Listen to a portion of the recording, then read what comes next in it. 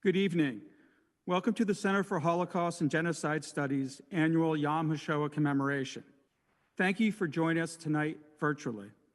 My name is Chris Moriello, and I'm the director of the center. As always, we begin our remembrance ceremony with the national anthem.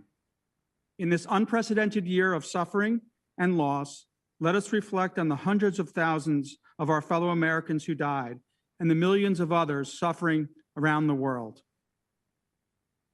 Oh, say, can you see by the dawn's early light what so proudly we read at the twilight's last gleaming, whose broad stripes and bright stars through the perilous fight o'er the ramparts we watched were so gallantly streaming, and the rocket's red glare, the bombs bursting in air, gave proof through the night that our flag was still there. Oh, say does that star-spangled banner yet wave o'er the land of the free and the home of the brave? And now, Christopher Moriello, Director of the Center for Holocaust and Genocide Studies, Salem State University. Good evening. A year ago, I stood in this very same place to welcome you to our first virtual Yom HaShoah at the outset of a growing pandemic. At the time, I could not have anticipated the extraordinary and difficult year that was coming up. Since then, hundreds of thousands of Americans have died, and we have been separated too long from our family and friends. Hopefully, with the vaccine, we can return to some type of normal life. However, what could have been anticipated was the growing political divisions in America and the appearance of a uniquely American form of populism grounded in anger, misinformation, racism, and anti-democracy. On January 6th, we watched a populist-inspired mob descend on the Capitol, attempting to overthrow democracy and undermine the rule of law. That these insurrectionists were wearing anti-Semitic slogans on their t-shirts and waving racist Confederate flags was not surprising. To those of us who study history, anti-Semitism, racism, and prejudice are the essence of far-right populism and neo-fascism. They are watchwords for their anti-democratic impulse. That was true in 1933, and it is true today. While January 6th was a sobering national spectacle, anti-Semitism, racism, and prejudice happens at the local, everyday level. I know many of us were appalled at the anti-Semitic incident surrounding the Duxbury football team and their coach. In 2020-21, I never thought I would hear the word Auschwitz used so carelessly and mockingly. Auschwitz was more than a camp. It has symbolic power, representing the experiences of victims and survivors of the Holocaust. It is anti-Semitism at the micro level, and it brings immense pain to all of us. As we reflect on the victims and survivors of the Holocaust tonight, let us do better, individually and collectively. If the young men who used Auschwitz carelessly on the football field knew the pain they were causing, shame on them. If they did not, shame on us. The Holocaust is a mirror that we hold up to our humanity. It is a benchmark of evil that we need to judge our moral progress. As late Holocaust survivor Sonia Schreiber-Weitz often said, it is not the past or present generations we need to connect with, but our young people and the next generation who will carry on the lessons of the Holocaust. So tonight, as we look back and remember, let us look forward to teach and to act. This year, we are once again pleased to have Rabbi David Meyer from Temple Emanu-El in Marblehead and Rabbi Richard Perlman from Temple Near Tamid of the North Shore to lead us in reflections, prayers, and our candle lighting ceremony.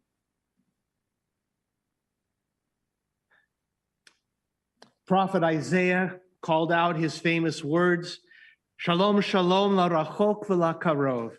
Greetings of shalom to those both far and near. And on behalf of Temple Emanu-El, I also want to welcome everyone joining us remotely here this evening, those nearby and those from places far and wide. For although our sanctuary is nearly empty, it is nonetheless a special honor to once again be hosting tonight's observance of Yom HaShoah v'Hagvura, the day of remembrance of the Holocaust and the heroism of the destruction and the resiliency. Holocaust and Heroism Remembrance Day was established by the Israeli Knesset in 1951.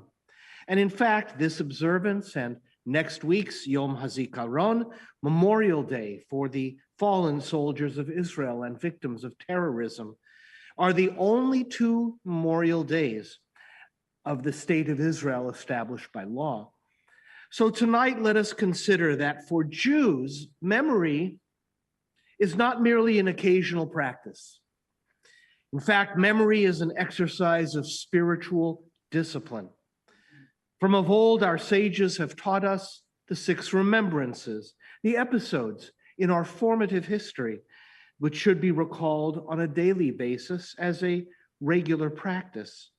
And these include Yetziat Mitzrayim, the going out of Egypt, Ma'amad Har Sinai, standing at Sinai to receive the Torah, Maaseh Amalek, remembering the evil Amalekites who attacked the most vulnerable, Maaseh Egel HaZahav, remembering the failure of faith in the building of the golden calf, Maaseh Miriam, how Miriam spoke words of gossip and slander and was punished for her words, and Zechirat Shabbat, remembering the Sabbath day and elevating it as a day of rest, holiness, and joy.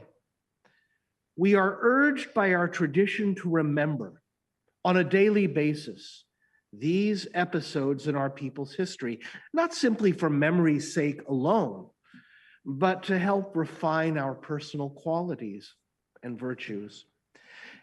And so it is as we in the generation following the Holocaust add another remembrance to our sages' list. And like the 6 remembrances of our tradition, this 7th remembrance of the Holocaust and the heroism must always be part of our personal as well as national refinement. For remembrance, such as we will share tonight, not only brings honor to the lives of those lost in the Shoah, but also can help guide our moral direction today and into an unmeasured future. Through our remembering, let us learn anew and vow to never become a perpetrator, to never see oneself as a helpless victim, and above all, to never become a bystander to evil. So I want to thank those who have prepared and who will participate in this evening's program. Would now invite my colleague and friend, Rabbi Rick Perlman of Temple Ner Tamid in Peabody, to share his own reflections on this solemn occasion of remembrance.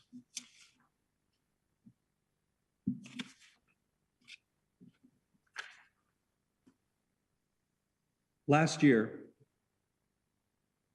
I spoke of 2 children, 2 kids, who spray painted swastikas on my former synagogue in Rhode Island. Now, I'm not going to tell the story again. The lesson of that story, though, was the message to educate our youth, especially these young minds, of the horrors of the Shoah. Just the other day, as we recently heard at the beginning of this program, we were saddened to learn of the story that occurred in Duxbury,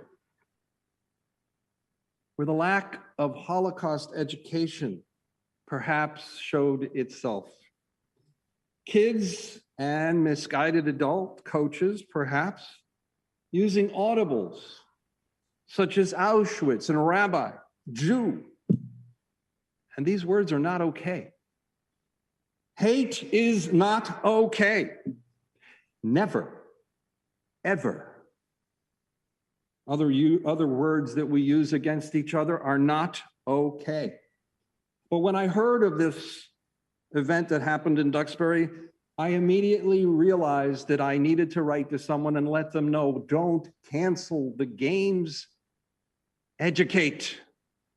You cancel the games, kids are going to hate more. Certainly the adults that were involved in this, well, they need to be held accountable because they should know better. But kids, young minds need to be educated. They have to know the truth of what happened to our people. They fire the coach? Yes. The adults should know better? Yes. Perhaps the school committee and the state committees dealing with education need to do a better job to educate and teach history, good or bad, but teach history. We must educate our children. The other day I was reading a story of a podcast of a person whose name I'd rather not mention. But he was telling his listeners, and he has many, about Easter and Passover. As a Christian, he described Easter correctly.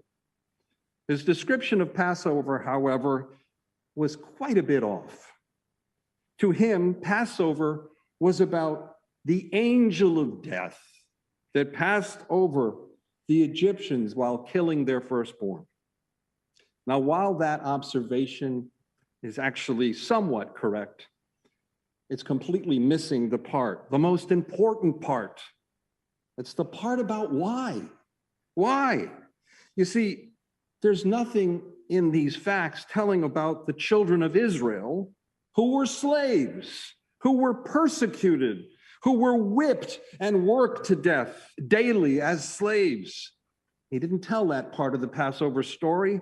He didn't educate his listeners about the facts that these children of Israel had to be freed by God, the God who loves freedom, the God who loves his children.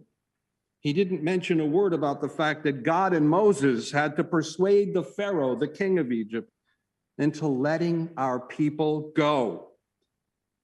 Not just by 10 or the 10th plague, but by 10 plagues that it took to finally persuade this evil man to let our people go. And it's interesting because when we do celebrate Passover, that 10th cup of joy, we take 10 drops of joy from the cup so that we do not share the joy in that 10th plague. It never should have happened.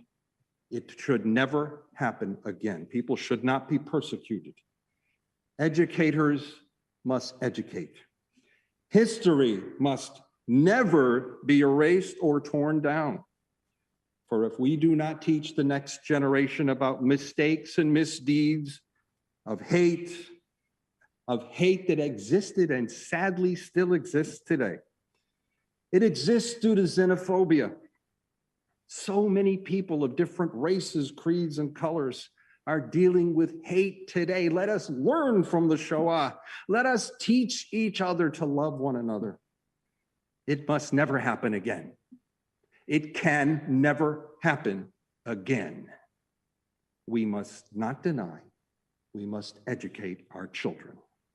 Never again means never again. May the souls of those who were lost to hate, to persecution, may they rest in peace, knowing that we will always be here and we will always remember. At this time, my colleague and dear friend, Rabbi Meyer, will now light the candles to remember the memory of the 6 million of our brethren who were taken from us during the Shoah.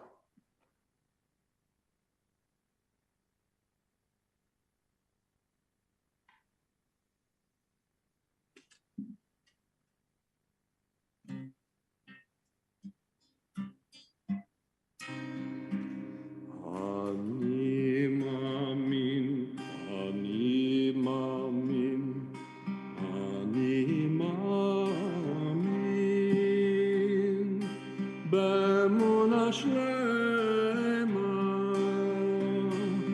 בביאת המשיח, בביאת המשיח אני מאמין.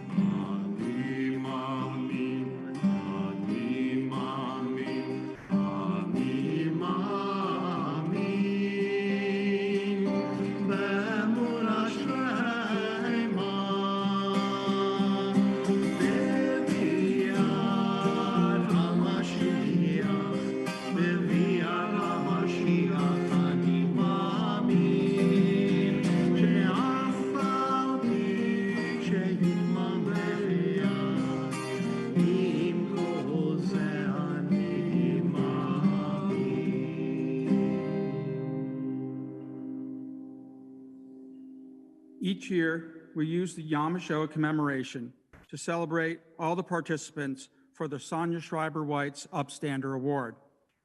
The award recognizes young people who stood up to anti-Semitism, racism, and prejudice in their schools and communities. As an educator, Sonia wanted to use her story and poetry to encourage the younger generation to stand up for what they believed in and for what was right and what was good. This year, due to COVID-19 restrictions and a remote school year, we could not have teachers nominate students for the award. In consultation with Sonia's children, Andy, Don, and Sandy, and Anna Mae McCoy, a teacher at the Pingree School, we are delighted to have two Pingree School students, Carter Segal, grade 12, and Lindsay Goldstein, grade 11, reflect on writings from the Holocaust and the meaning of Holocaust memory to their lives.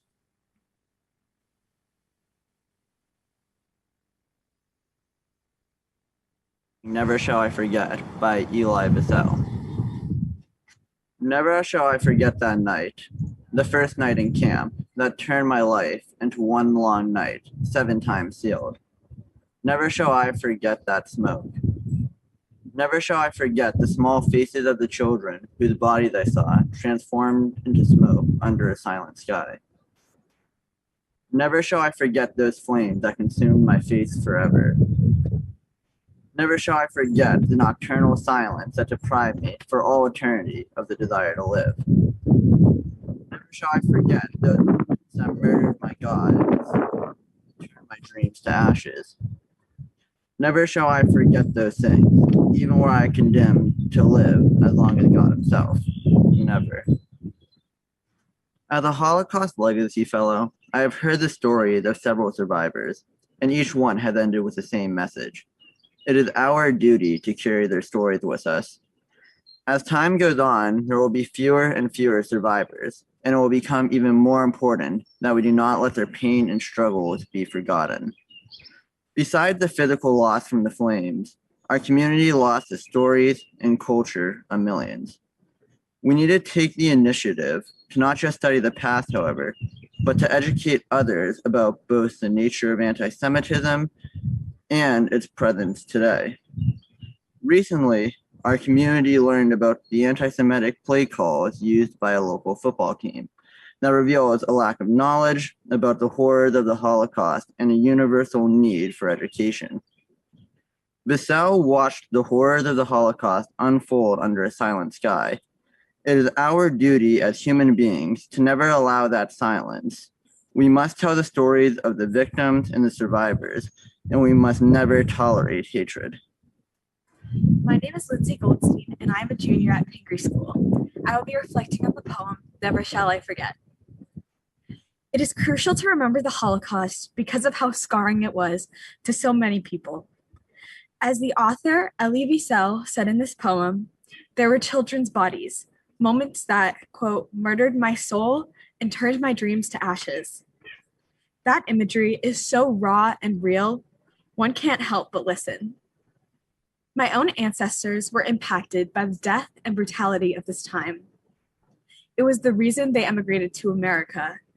It is my responsibility to respect their lives by learning their stories and honoring their experiences. In doing so, we must also spread awareness about anti-Semitism that still occurs today. The Holocaust was only a short time ago, and anti-Semitism still prevails. It affects all young people today, and we must do what we can to work against it for the next generation. In continuing to learn about the Holocaust, we must do what is within our power to prevent tragedies like this from happening to anyone ever again. We cannot let flames consume the faith of Jews or of any other group. Wiesel vows to never forget, even if he lives as long as God himself. He sets an example, as we must do the same. We must remember, for us, the generations before us, and the generations to come.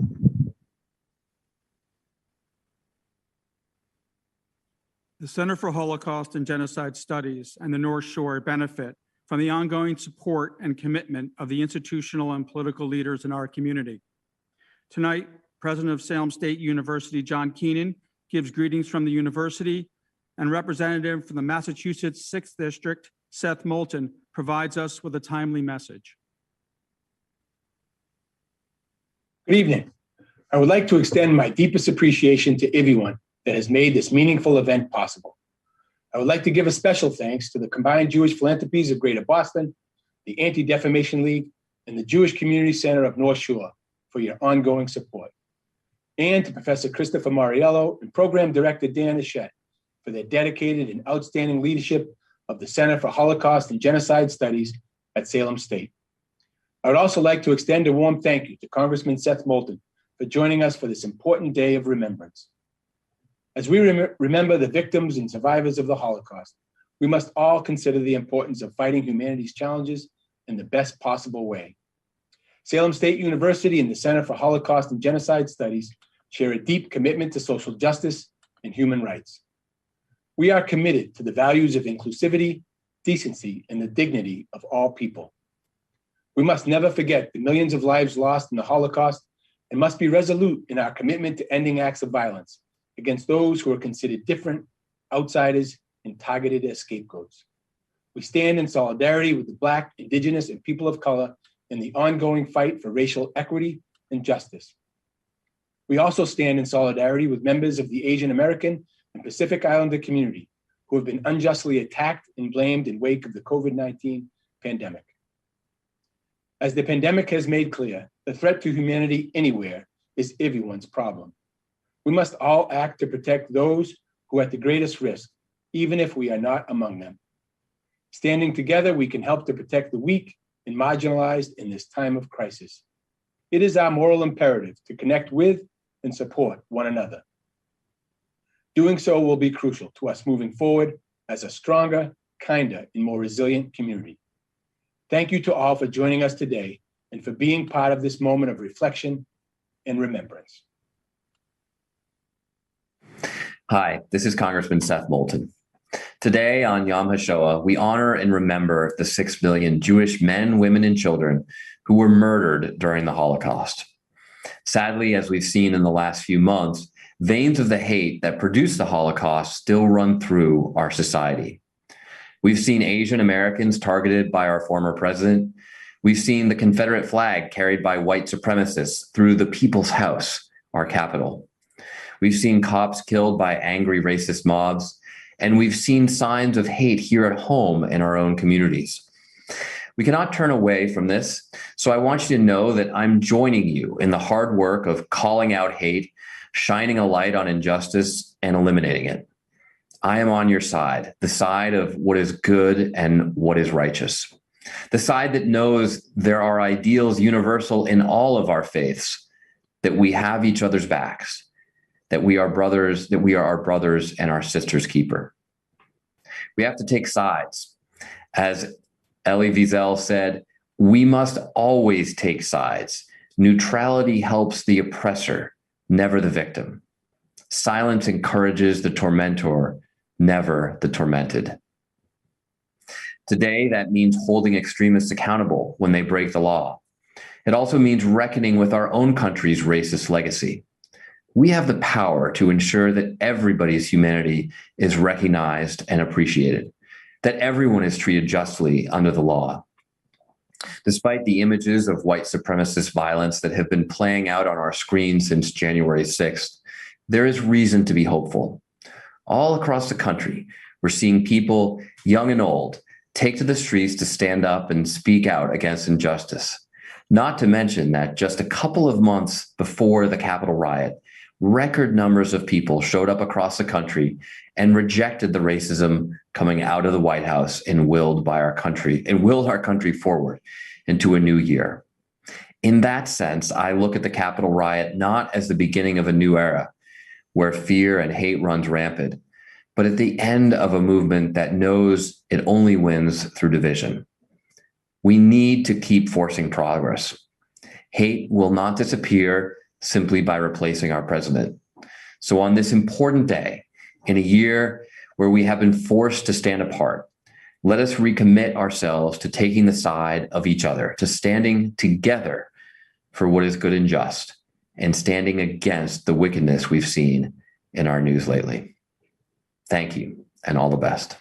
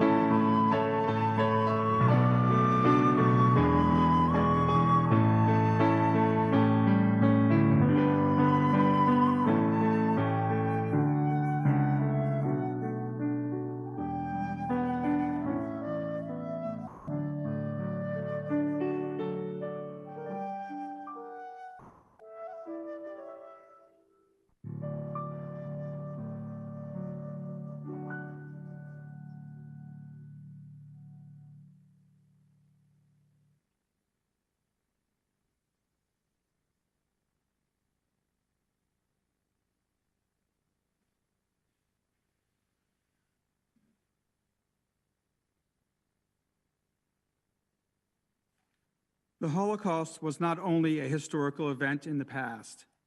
The pain, suffering, and memory of victims and survivors continues through generations of individuals and families. Rachael Cerrotti is part of the third generation Holocaust survivors. In her presentations, podcasts, and writings, she reflects on the Holocaust and the meanings across time and generations. Tonight, she joins us remotely to recount the story of her grandmother's survival of the Holocaust as she reads from her recently published book, We Share the Same Sky. Hi, everyone. My name is Rachael Cerrotti, and I am a photographer, a writer, an educator, and an audio producer. But more importantly than any of those things, I am the granddaughter of a fierce woman whose name was Hannah Dubova, who was a Holocaust survivor. Back in 2009, almost 12 years ago now, I sat down with my grandmother to begin storytelling sessions with her. I was 20 years old and a discontent college student with one thing on my mind, and that was to be a photojournalist. Like many young storytellers are told, I was advised to pick a story and start a blog. So I chose my grandmother's story. I knew she was a survivor and the only one in her family alive at the end of the war. I knew that in her survival story, there was an epic escape across the Baltic Sea and that she was stuffed underneath herring as she fled from the Nazis. I knew that she moved from one country to another, being saved by strangers. But I wanted to understand it in a different way. I wanted to hear her memories as she would tell them to her granddaughter. So we began to talk. And in that last year of her life, we traveled together through her words from her childhood home in Prague, through Scandinavia, where she found refuge during the war, to her immigration to America in 1950, and her early years of navigating a new life in a new country that was an ocean away from anyone she knew or any of the languages she spoke. My grandmother was an incredible storyteller, and I am certain that had she been born in another era and that had her childhood not been robbed and her family not murdered in the Holocaust, perhaps she would have chosen the same profession as I have. She was a truly gifted writer. I think she would have loved to travel the world, meeting new people and eating new foods and documenting her experiences along the way. My grandmother had an appreciation for life and a curiosity for culture that far exceeded anybody else I've ever met. After she passed away, I became obsessed with her story. And 12 years later, her story has not only become the backbone to my professional life, but the narrator to my personal life as well. On this evening, where we remember and honor those who survived and those who didn't survive, I want to share with you a reading from my forthcoming memoir, which will be released this summer, titled We Share the Same Sky. On October 8th, Mutti passed away. Mutti was my grandmother, is what we called her. It means mother in German. There were no tubes or sterile walls. There were no doctors dictating visiting hours or nurses checking her vitals. Hannah died at home, a place that she had fought so many times over to create for herself. Her body lay peacefully. It was the first time I touched a dead body, but I didn't cry. My memory is in black and white. I remember her skin being cold and soft. I took her hand and kissed it. Surrounding her were her pictures, her writings, and the delicate pages that proved her past. It was everything that I, unknowingly at the time, would come to wrap my world around. In the years after her death, I uncovered the most beautiful archive of her life. It wasn't a hidden archive or a secret one. It was just what she had left behind. It was everything she had told me, curated and edited.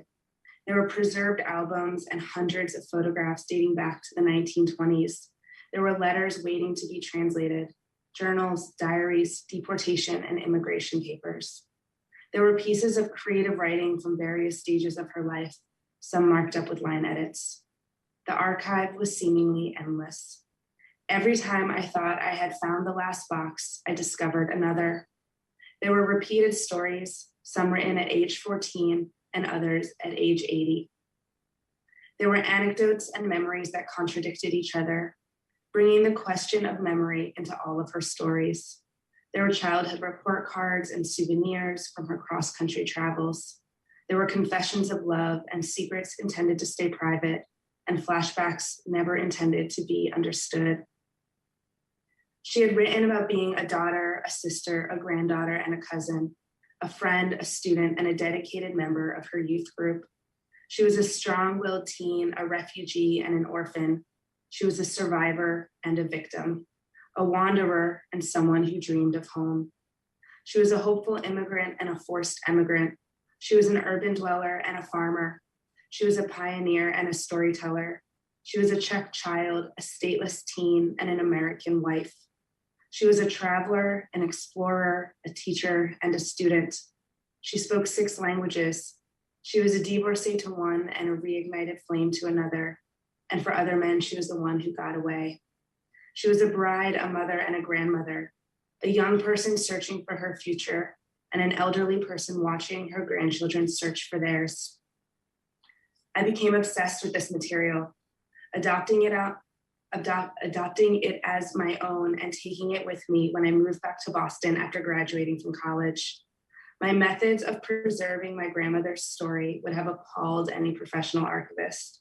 There were documents and photographs that should have been handled in a clean environment and stored in boxes that were waterproof and fire resistant and let in no light.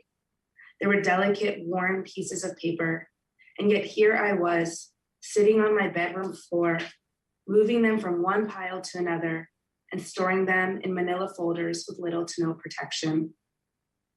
I digitized and organized it all, plucking it from the past and placing it into my present. I learned my grandmother's handwriting. She used the same shaky cursive to caption her photographs as she did to write letters to friends, while titles were always written in block capitals.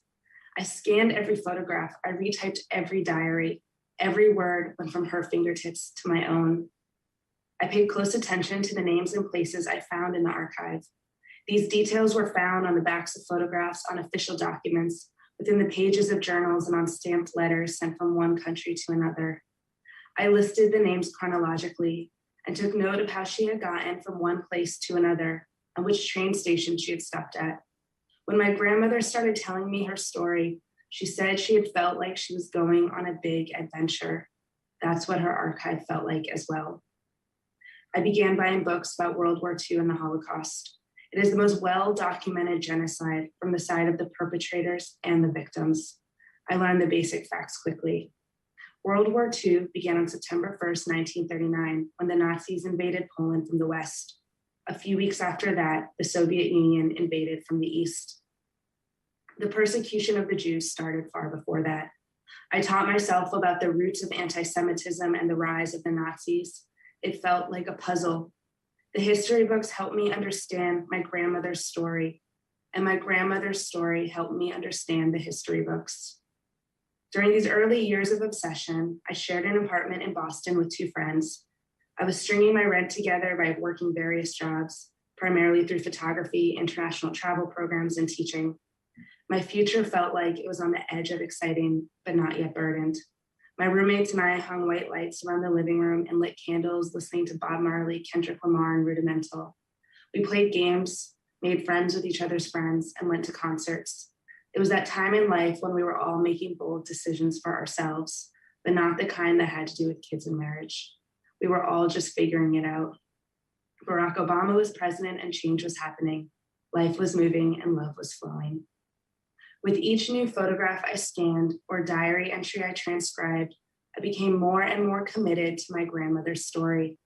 It had been almost 4 years since Hannah had died, and I'd spent too many years buried in her story to not let it take me somewhere. So I decided I would literally follow in her footprints. I would live in every country she had lived in. I would travel the way she had. I would track down all the characters from her journals, all the names listed in her letters and documents. And most importantly, I would try to find the people who had saved her life. In her diary, my grandmother called the Holocaust an incomprehensible black page of history. I wanted to know what happens when you turn the page. As we commemorate Yom HaShoah, I see us collectively, all of us here tonight from all corners of the world, as an example of what happens when you turn the page after a generation experiences genocide. We remember and we retell our family stories to not only say never again, to what happened to European Jews during the Holocaust, but also to acknowledge that identity-based killing, whether it happens during a genocide or in our neighborhoods, still surrounds us. Persecution, discrimination, and racism are not only deeply embedded in our histories, but are part of our present. We retell the stories of our ancestors to remember our history and also to inspire action. Thank you for having me on this commemoration day. I hope it's a meaningful evening. Thank you so much, Rachel, for sharing your story of generations with us. It's important. It's now my pleasure to introduce our keynote speaker, Dr. Laura Jockusch, Albert Abramson Associate Professor of Holocaust Studies at Brandeis University. Before her appointment in Brandeis in 2016, she taught at New York University, the University of Leipzig, Ben-Gurion University, the University of Haifa, and the Hebrew University of Jerusalem. She has won several prestigious awards and fellowships and is considered a leading scholar in the field of Holocaust studies. Professor Jockusch's research and teaching focus on the multifaceted histories of European Jews before, during, and after the Holocaust from a comparative, transnational, and cross-disciplinary perspective. Her research and publications on the origins of Holocaust research immediately after liberation from Nazi rule are considered pioneering works in the field. The subject of her talk tonight is the legal redress Jewish thinkers and leaders sought in the aftermath of the Holocaust. Professor Jockusch. 4. Good evening. I'm Laura Jockusch. Before I begin, I would like to thank Dr. Christopher Moriello, Dr. Regina Casulina, and Dr. Dan Eschet for their kind invitation to speak at this Yom HaShoah memorial event tonight. It's a great honor. My talk tonight is entitled Justice, Justice, You Shall Pursue, Jewish Visions of Justice After the Holocaust. After Nazi Germany's surrender to the 4 victorious allies in May 1945, the Soviet, American, British, and French occupiers put thousands of former Nazis on trial. Among the hundreds of trials of both prominent Nazi leaders as well as grassroots level perpetrators, the Nuremberg trial is no doubt the most iconic. Held by a 4-power military tribunal 75 years ago in Nuremberg, the city where the Nazi Party had staged its monumental rallies, the International Military Tribunal tried 24 of the highest ranking Nazi leaders who were still alive and in Allied hands. The defendants included Reich Marshal and Luftwaffe Commander-in-Chief Hermann Göring, Hitler's temporary deputy Rudolf Hess, and Foreign Minister Joachim von Ribbentrop. The 11-month trial, which began on November 20th, 1945, ended in 12 death sentences, 7 prison terms, and 3 acquittals. The story of post-war justice is usually told as a triumph over tyranny. For the first time in world history, were heads of states held accountable for crimes against enemy nationals as well as their own citizens. An all-time warning to dictators and perpetrators of war and genocide. Yet, have you ever wondered what Holocaust survivors at the time thought about the Nuremberg trial? Did they think this was the trial of the century? Did Jewish victims have a role in the prosecution of Nazi war criminals? And were Jewish observers at the time satisfied with how the Allies handled post-Holocaust justice? During the war, Jews who were trapped in Nazi-occupied Europe, suffering the destruction of their families and communities and anticipating their own deaths, nevertheless held on to the belief that the day of judgment would eventually come for the perpetrators. In letters, diaries, last wills, they expressed their wish that the atrocities they endured would not go unpunished. For example, writing in the Warsaw Ghetto in 1942, Jewish diarist Stanisław Schnappmann expressed his desire to see Soviets, British, and Americans defeat Germany and, quote, Free the world from this horrible monster. Hope is beginning to stir in our hearts. Perhaps we will live to see the miracle after all. We want to live to see the triumph over darkness, justice over tyranny, and freedom over oppression and terror. We yearn to live to build a better world. But will we make it? Is it not too late? End quote. For Schnappmann, it was too late, and he did not survive. While Jews under Nazi rule recorded the atrocities they witnessed in diaries, letters, and underground archives, Jews in the free world prepared evidence for future trials. In 1942, the World Jewish Congress, an international organization representing Jewish communities in dozens of countries, began to gather evidence, and staffed with numerous refugee lawyers, it thought about legal arguments for future trials. The World Jewish Congress also tried to get a seat on the United Nations War Crimes Commission to act as a representative of European Jewry. It was rejected because the War Crimes Commission did not admit non-state actors, and researching crimes against Jews was not a priority.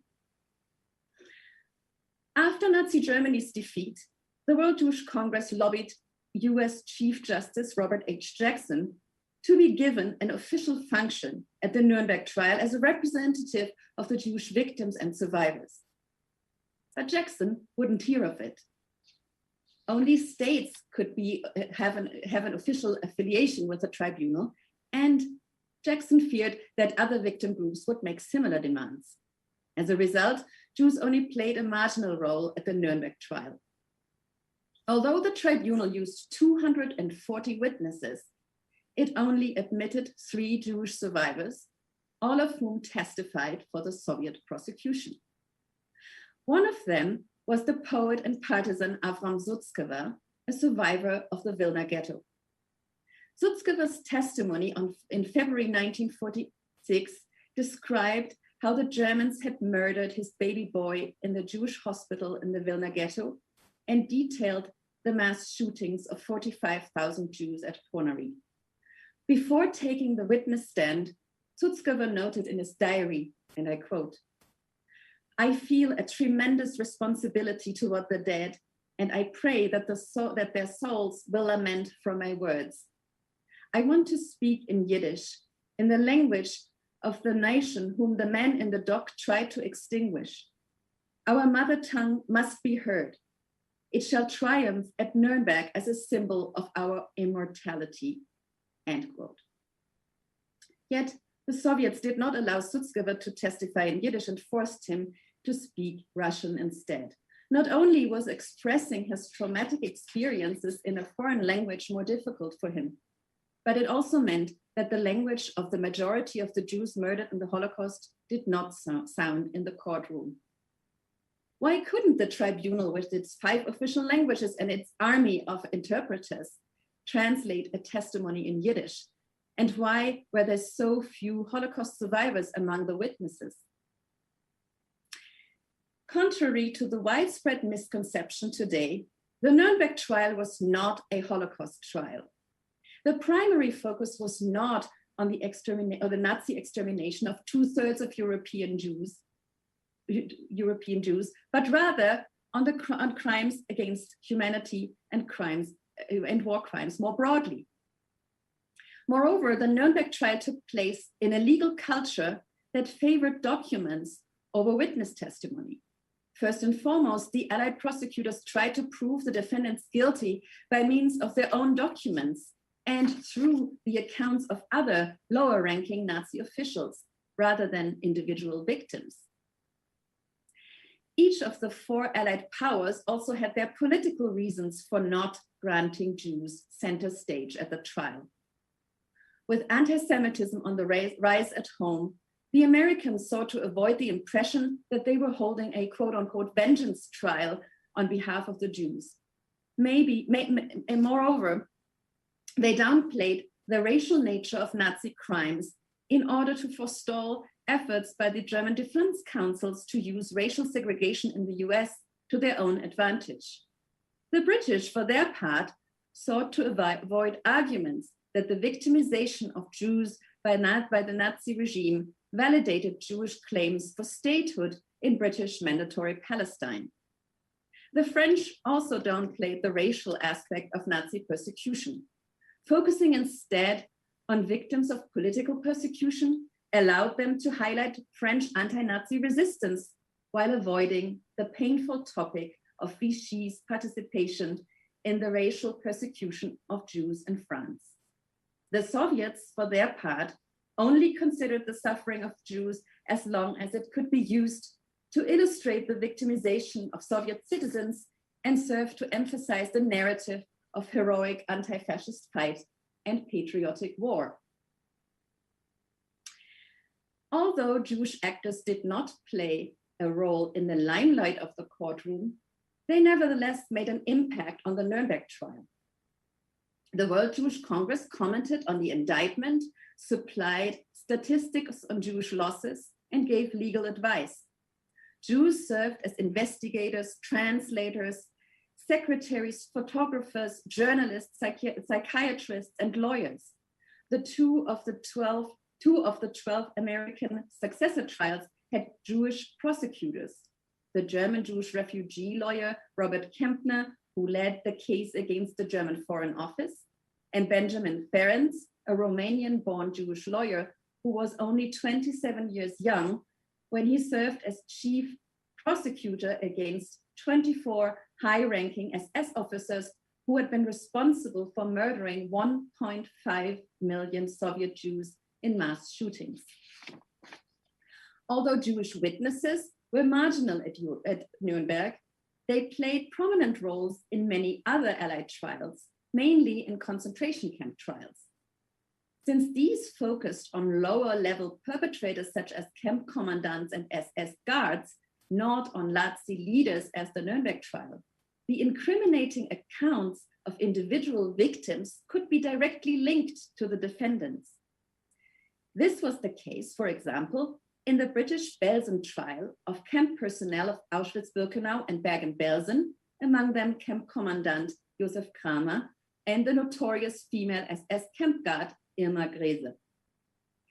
The trial took place between September and November 1945 in Lüneburg, Germany, and Jews constituted the majority of the prosecution witnesses.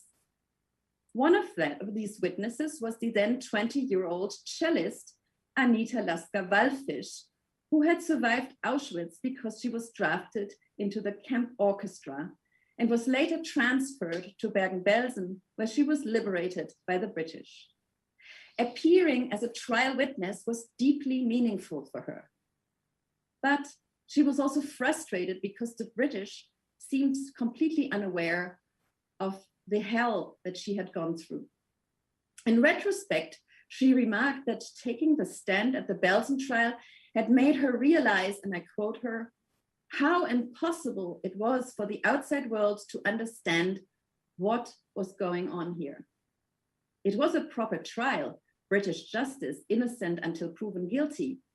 And I was exposed to the most ridiculous questions. I would be asked questions like, did you ever see anyone kill anybody? And I would say, yes. And I would be asked, what day was it? And I would say, I don't know. What time was it? What was it, a stick? Was it a stone? I could not answer these questions. Because A, I didn't have a watch, and B, I couldn't care less what date it was. And you are under oath. And I was a very good girl. Of course, I didn't invent anything, but you immediately feel like a liar, end quote. Other survivors echoed Lasker-Wallfisch's feelings. And yet, many post-war trials, including those held in German courts and other national courts, would not have happened at all if it had not been for the many Jewish survivors who identified perpetrators and brought charges and incriminating evidence against them. For example, in 1949, two young Polish Jews who had survived the Sobibor death camp, Esther Arab and Samuel Lehrer, accidentally spotted Erich Bauer in the streets of Berlin. As a so-called gas master, Bauer had personally been responsible for the death of over 200,000 Jews at Sobibor. He had been in an American POW camp after the war, but had been released. And it was only thanks to Raab and Lehrer that he was tried in West Berlin in 1950. He first received the death sentence, which was soon commuted to life when Germany abolished capital punishment. Raab and Lehrer also served as witnesses in the later West German Sobibor trials in the mid-1960s. And in addition, indefatigable Nazi hunters, as for example, Simon Wiesenthal and Tuvia Friedman, were instrumental in tracking down dozens of Nazi perpetrators, among them Adolf Eichmann, and bringing them to trial. But were survivors satisfied with courtroom justice? Judged by newspaper coverage, memoirs, and testimony, the answer is not quite. The coverage of the Nuremberg trial in the Jewish press reveals that the 250,000 survivors who temporarily lived in the Western zone of occupation in Germany as Jewish displaced persons had high expectations that the Allies would build a new moral order and teach humankind a lesson to prevent future genocides. Yet, few weeks into the trial, it became clear that these expectations would be disappointed.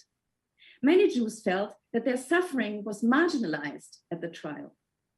They understood the Holocaust as a crime sui generis that needed to be treated as a unit and could not be broken up and subsumed under various other Nazi crimes. Survivors felt that the Allied prosecutors and judges simply didn't understand the magnitude and distinct nature of the Nazi final solution. For example, the Polish Jewish journalist Szapce Klugman, who was among the 600 journalists from around the world who followed the Nuremberg trial inside the courtroom and reported for the Yiddish press, and I quote Klugman, "The Allies simply do not know what the no return from Treblinka, Majdanek, and Auschwitz actually felt like. They will never smell the crematoria ovens. And the worst thing is, they do not even want to know." End quote. Klugman was frustrated with the Soviets who brought in Jewish witnesses like Sutzkever, but downplayed that Jews were murdered at Ponary, Birkenau, and Treblinka for the sole reason of their Jewish background. Klugman complained, quote, "Those who bring no knowledge from home will think that Soviet children were thrown into the fire, Soviet women were hanged. Yes, it's ironic. All of a sudden, we are equal. Tragic is our fate. Our haters murder us because we are Jews, and our good friends are so ashamed of us that they barely have the courage to place an anonymous gravestone for us." End quote. On a different occasion, Klugman remarked in despair, and I quote him, "The only suitable behavior in this courtroom would be to wear sack and ashes, sit down on the floor, say laments over the devastation and lowliness of humankind. One sits in the courtroom, drunken with blood and tears, oversaturated with pain and agony, and every pore of one's soul cries for justice. Justice, not vengeance." End quote. Yet justice remained aspirational at best. By the end of the 1940s, survivors became increasingly frustrated because the Allied war crime trial program came to an end, and the political interest of winning West Germany as an ally in the Cold War led to countless amnesties. In the following decades, German court cases related to Nazi war crimes were deeply flawed by a legal system that never really cleaned house, and prosecutors and judges who were deeply sympathetic to the perpetrators.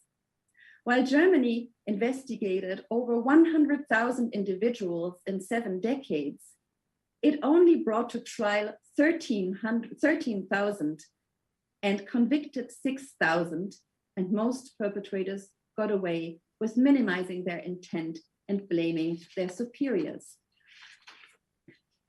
Overall, however, survivors were gratified to see the perpetrators tried and punished. But they also agonized over the fact that given the sheer magnitude of the Holocaust, no punishment could possibly befit the crime itself. For example, Anita Lasker-Wallfisch, who testified at the Belsen trial, admitted that, quote, "The whole trial seemed like a total and utter farce to me, because you cannot apply British justice, which is a very commendable thing, to something that is so outside anything that has ever been. Admittedly, most of the people were sentenced to death, but the whole system suddenly made me realize this is stuff that will never be really understood unless you have been in it," end quote. Asked if she thought that trials were still the right response, she replied, "Yes, what else can you do?" The Jewish political philosopher Hannah Arendt captured this sentiment when she wrote in 1945, and I quote Arendt, "It is senseless to hang a man for murder who took part in the fabrication of corpses, although, of course, we hardly have any other cause of action. These were crimes which no punishment seems to fit because all punishment is limited to the death penalty," end quote. That is to say, post-Holocaust justice has no redemptive narrative. Too few perpetrators have been brought to trial and their punishment did not befit the crime. But it would have been a crime in and of itself if those trials, with all their flaws and faults, had not happened at all. The Nuremberg trial set the stage for the International Criminal Court and its cases of perpetrators of mass atrocity in Bosnia, Rwanda, and elsewhere. Over the years, mass atrocity trials have become more victim-focused, and victims can become parties to the case in addition to taking the witness stand, as for example, in the Khmer Rouge trial in the extraordinary chambers in the courts of Cambodia, or the recent German trials of John Demjanjuk and a number of Auschwitz camp guards. Overall, trials were crucial in bringing Nazi crimes to public consciousness, and the records they created are essential for Holocaust research and education. We must do justice and credit the many Jewish actors, and especially Holocaust survivors, whose relentless pursuit of justice, even if justice is incomplete, made the process of reckoning possible at all. And I thank you for your attention.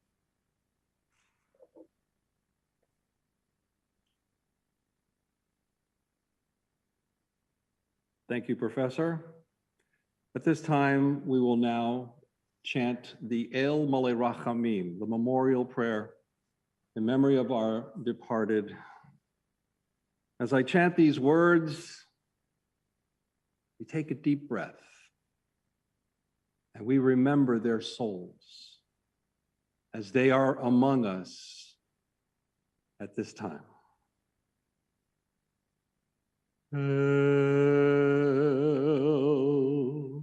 Malei Rachamim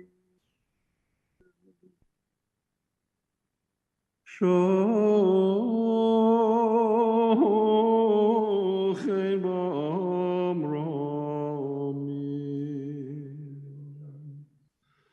Hamatzai menucha nechona tachat kanfei hashechina b'malo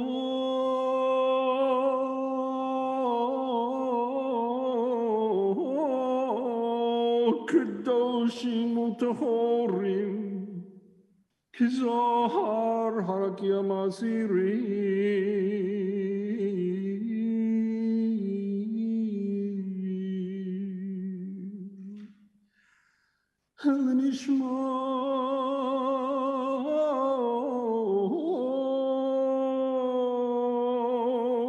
Nishmod kol acheinu b'nei Yisrael shenitbechu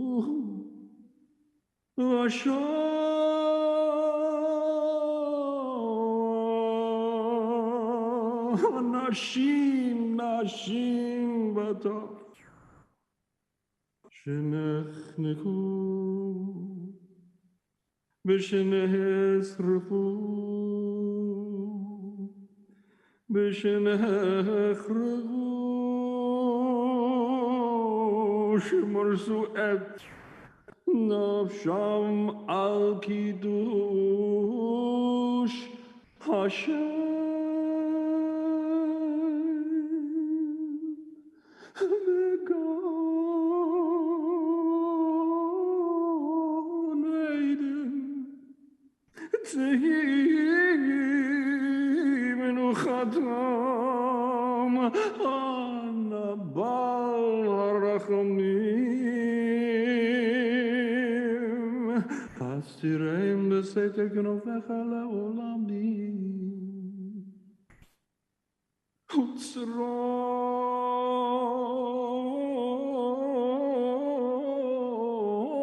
בצרור החיים את נשמותיהם אדוני הוא נחלתם וינוחו ושלום ושלום ושלום למשפחותיהם ונאמר אמן.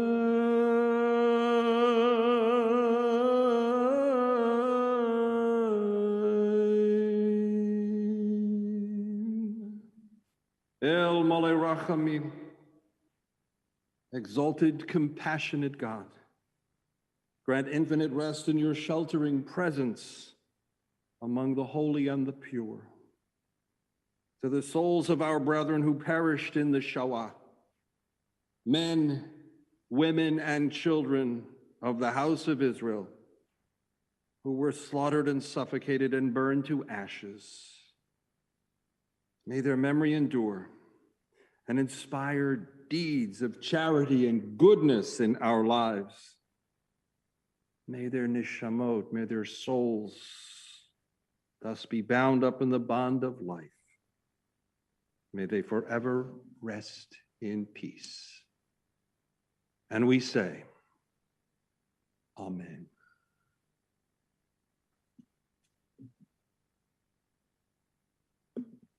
We continue with the singing of Hatikva.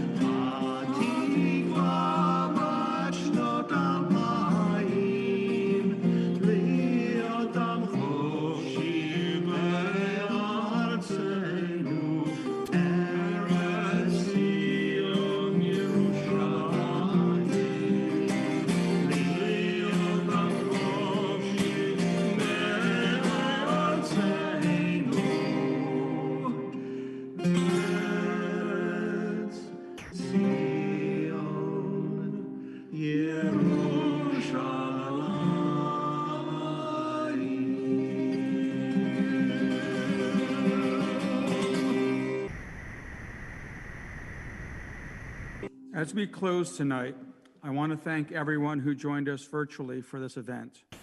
Your presence, while virtual, reflects your commitment not only to the memory of Holocaust victims and survivors, but to our common mission of combating anti-Semitism, racism, and prejudice in our communities, nation, and world. I would like to thank all our presenters and performers who made tonight so special. I would particularly like to thank Rabbis David Meyer and Rabbi Richard Perlman, and the staff at Temple Emanu-El. A production like this depends on the work of many dedicated people behind the scenes. The staff of the ITS department and the web communications at Salem State University, the hardworking team at Preston Productions who directed and produced this event, the Office of Institutional Advancement at Salem State University, the staff of the Center for Holocaust and Genocide Studies, Graduate Assistant Aino Aktenen, Program Assistant Regina Kazayulina, and Program Director Dan Eschett. And finally, we thank our sponsors for the event, the contributors to our online tribute book, Combined Jewish Philanthropies, and the Cummings Foundation. For all our events, sign up for our mailing list or visit our website at the Center for Holocaust and Genocide Studies. This event has been recorded, and once we edit the closed captioning, it will be available to share on our webpage. Once again, thank you for joining us tonight. Be well and good evening.